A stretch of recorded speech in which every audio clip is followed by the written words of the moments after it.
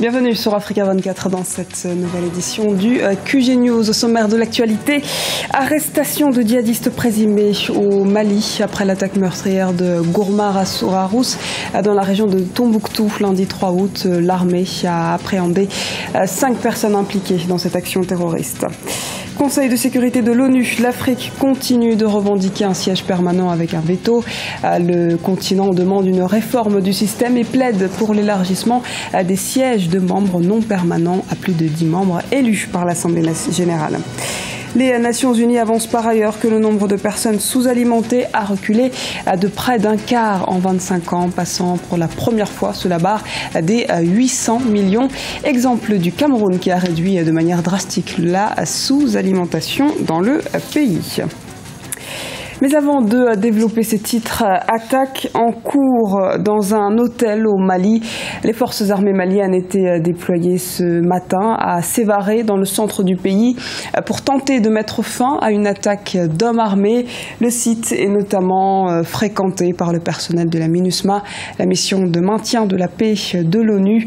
Au moins une personne, possiblement un ressortissant étranger, aurait perdu la vie, ont indiqué des sources militaires. Le Mali, on le voit, est la cible d'attaques récurrentes d'organisations terroristes.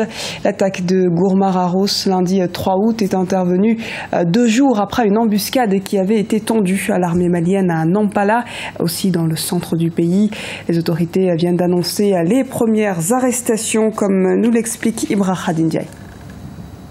Au Mali, l'enquête sur l'attaque meurtrière de Gourmar Rousse dans la région de Tombouctou progresse. Les autorités ont annoncé l'arrestation de 5 personnes impliquées dans l'attaque terroriste.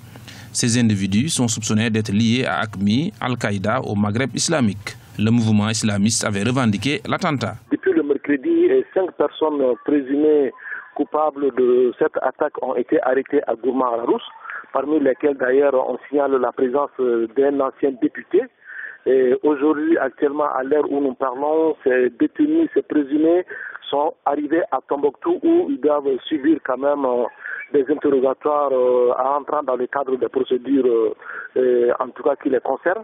Mais le hic dans cette histoire, c'est qu'on a appris que la CEMA demande de relâcher simplement et purement ces 5 personnes arrêtées. Donc ce qui suppose d'une part qu'ils en savent un peu, sinon qui seraient même derrière cette attaque. Le gouvernement malien et l'armée restent sur le qui-vive. Les services de sécurité du pays prennent la menace terroriste très au sérieux. Et la menace terroriste devient de plus en plus générale au Mali parce qu'il y a des attaques. Même ce matin, il y a eu l'attaque dans un hôtel, prise d'otage dans un hôtel à Sévaré. Donc c'est un peu partout. On a l'impression que les terroristes, les djihadistes ont changé de méthode. Donc ils veulent embraser le pays de façon générale au même moment. Donc ce qui amène aussi les forces de sécurité maliennes à redoubler d'efforts, à être beaucoup plus vigilants. Actuellement, il y a des déploiements de forces un peu partout pour essayer de sécuriser un peu les populations et donner confiance aux populations.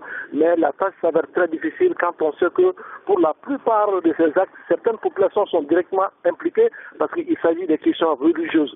Donc il y a des gens qui font partie et qui sont complices de ces djihadistes qui font régulièrement des attaques au Mali.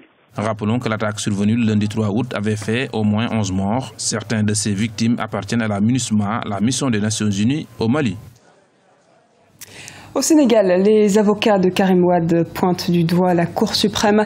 Ils dénoncent principalement les mauvaises conditions d'organisation de l'audience qui s'est tenue ce jeudi. Ils l'ont d'ailleurs boycottée, avançant que la Cour n'a pas respecté la loi. Les précisions de notre correspondant au Sénégal, Elhadji Ndiaye. La Cour suprême du Sénégal a mis en délibéré l'affaire Karim Wade pour le 20 août 2015. Les avocats de la défense espèrent que l'institution rendra une décision qui fera respecter leurs droits. Ces derniers ont boycotté l'audience de ce jeudi 6 août. Ils dénoncent les conditions d'organisation. Nous l'avons fait parce que nous nous sommes insurgés contre la parodie de justice. Nous sommes des auxiliaires de justice. Et il n'est pas question que nous cautionnions les parodies de justice. Nous devons aider à la manifestation de la vérité. Mais faudrait-il encore que les juges recherchent la vérité?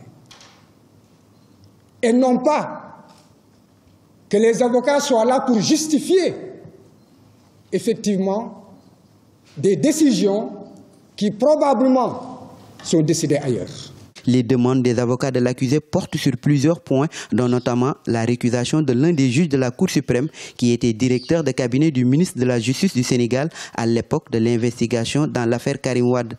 Encore une fois, ils cherchent à tromper l'opinion parce qu'ils comptent sur le verdict.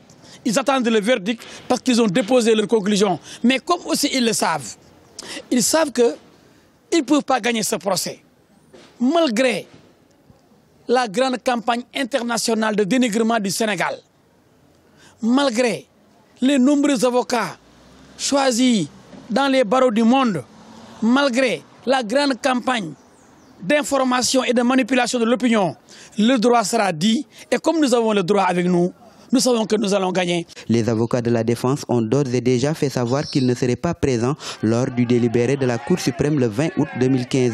Ces derniers comptent se tourner vers d'autres instances judiciaires africaines et internationales pour avoir gain de cause. 70e anniversaire cette année de l'Organisation des Nations Unies. À cette occasion, l'Union africaine réaffirme sa position commune en revendiquant une voix, un veto et une représentation plus juste au sein du Conseil de sécurité de l'institution internationale. Les précisions de Graziella Tiakunte. L'Afrique veut sa place au Conseil de sécurité de l'ONU. Celui-ci se compose depuis 1945 de 15 membres, dont 5 permanents avec un droit de veto. Il s'agit de la Chine, des États-Unis, de la France, du Royaume-Uni et de la Russie. L'Afrique, elle, n'est représentée que par 10 membres non permanents. Or, près de 80% des dossiers traités par le Conseil de sécurité sont en rapport direct avec le continent. Alors les dirigeants africains s'interrogent. L'Afrique est le seul continent qui ne dispose d'aucun membre permanent au sein du Conseil de sécurité des Nations Unies.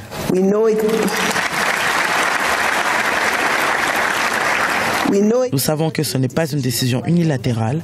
Aussi, nous demandons à tous les membres de ce Conseil de nous soutenir afin que cette injustice historique soit corrigée.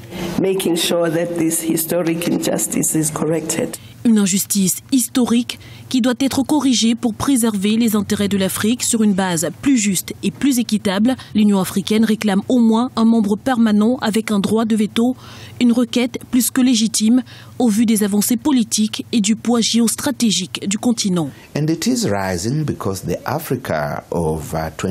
L'Afrique émerge et pas uniquement sur le plan politique.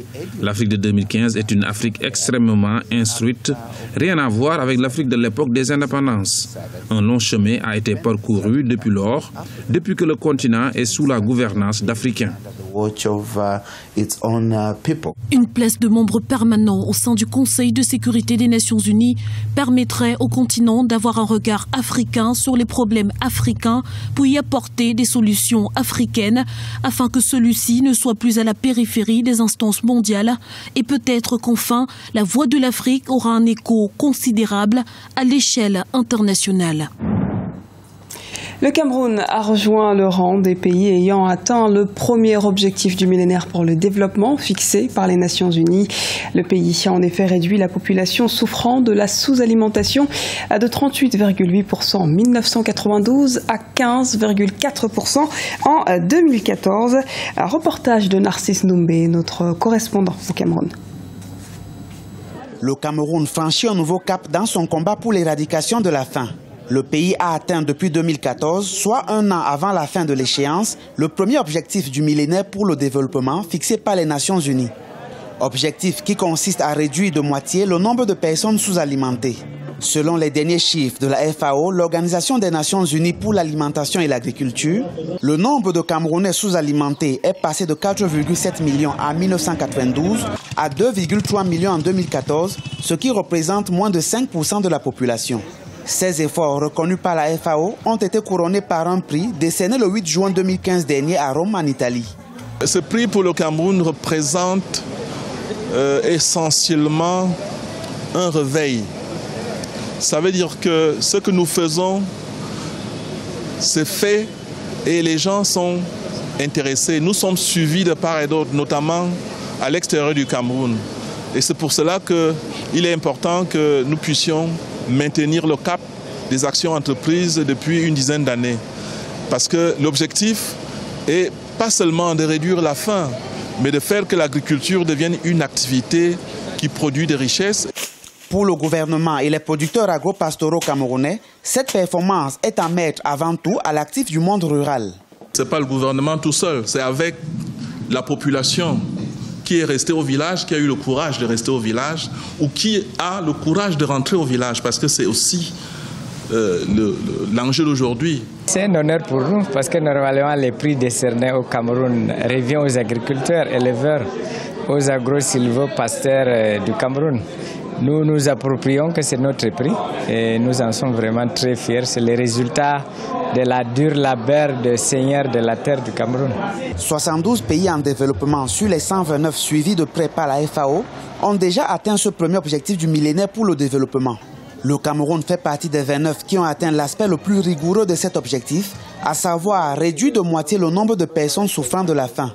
Prochain objectif pour ce pays considéré comme grenier de l'Afrique centrale, changer les habitudes alimentaires de ses citoyens afin de réduire les importations de certaines denrées alimentaires telles que le riz. C'était le journal de la rédaction. Merci de nous avoir suivis. Retrouvez dans un instant une nouvelle édition du QG News sur Africa 24.